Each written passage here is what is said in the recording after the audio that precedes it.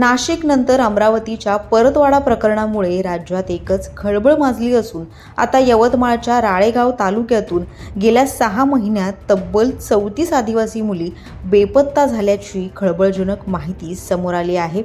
महत्त्वाचं म्हणजे हा दावा भाजपाकडूनच करण्यात आला आहे। या प्रकरणामागे मानवी तस्करीचं मोठं रॅकेट असून यात लव्ह जिहादच्या प्रकाराची शक्यता असल्याचा आरोप भाजपचे जिल्हाध्यक्ष ॲडव्होकेट प्रफुल्ल चौहान यांनी केला आहे। या संदर्भात एक ऑडिओ क्लिप देखील व्हायरल झाली आहे। या प्रकरणी शहरात संतापाची लाट उसळली असून आज कडकडीत बंद देखील पाळण्यात आला। दरम्यान या प्रकरणी भाजपने नेमके काय आरोप केले आहेत, काय माहिती समोर आली आहे, हे सविस्तर या व्हिडिओच्या माध्यमातून जाणून घेऊयात। नमस्कार, आपण पाहताय लोकसत्ता लाईव्ह। यवतमाळ जिल्ह्यातील राळेगाव येथे मानवी तस्करीचा गंभीर आरोप करण्यात आला असून 34 आदिवासी मुली बेपत्ता असल्याचा दावा करण्यात आला आहे।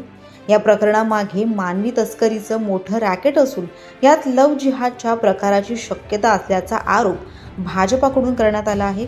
या भागातून मोठ्या प्रमाणावर मुली बेपत्ता होत असून गरीब पालकांना पैशांचं आमिष दाखवून मुलींना फूस लावली जाते। या प्रकरणाचा मुख्य सूत्रधार मजहर कुरेशी असल्याचं सांगण्यात येतंय।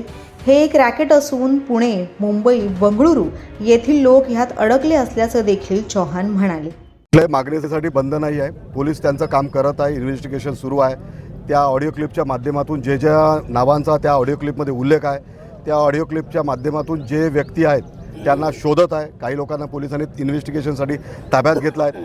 जे लोकांचं लोकेशन, एका बाईचं लोकेशन ग्वालियर दाखवत आहे, तिलाही पोलीस ट्रेस करतील। घटना गंभीर आहे।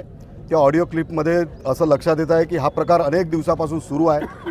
त्यामुळं आपल्या हिंदू महिलांच्या, मुलींच्या जीवितवाला यातून धोका होऊ शकतो। त्यामुळं जो मजहर कुरेशी आहे त्याची बायको याच्यामध्ये आणि तो स्वतः याच्यामध्ये आहे। मजहर कुरेशी हा गोतस्करीमध्ये आहे।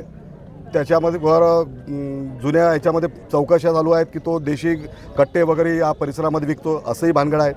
अनेक हिंदू महिलांना तो पळून नेतो आहे, त्यांच्यासोबत शरीर संबंध जबरीने करतो आहे, अशी माहिती आहे। त्यामुळे या सर्व घटनाचं जे मोठं सिंडिकेट आहे पोलीस तपासात उघड होईल। आम्ही पोलिसांना सहकार्य करतो आहेत, पोलीसही त्यांचं काम व्यवस्थित करत आहेत। परंतु घटनेच्या निषेधार्थ हा स्वयंस्फूर्तीने हा बंद आहे। त्यासाठी पोलिसांनी सहकार्य केलं आहे, सर्व व्यापाऱ्यांनी सहकार्य केलं आहे, त्यासाठी आम्ही त्यांचे शतशः आभारी आहोत। दरम्यान या घटनेच्या निषेधार्थ शहरात आज आंदोलनही झालं।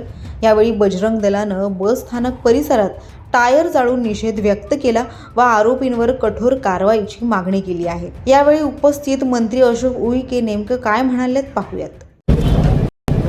आज कडकडीत बंद करण्याचा उद्देशाने हेतू सर्व व्यापारी वर्ग, सर्व विविध पक्षाच्या संघटना मिळून आज झालेली घटना अतिशय गंभीर असल्यामुळे त्या घटनेचा निषेध करणे आणि पोलीस विभागाला सहकार्य करणे, कारण पोलीस विभाग ताकदीनं तपास करत आहे।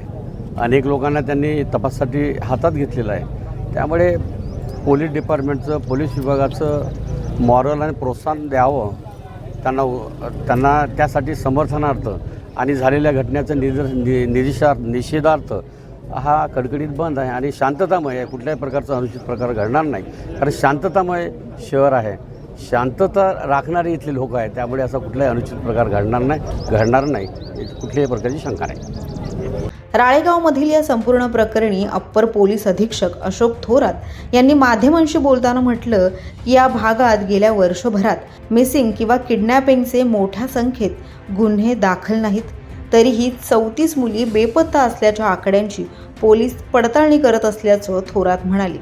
मानवी तस्करी, लव्ह जिहाद आणि धर्मांतराचे गंभीर आरोप होत असल्यानं या प्रकरणी चौकशी करण्याची मागणी भाजपासह विविध सामाजिक संघटनांनी केली आहे। दरम्यान बालविवाह प्रकरणी दाखल तक्रारीवरून पोलिसांनी सध्या 5 जणांना ताब्यात घेतले।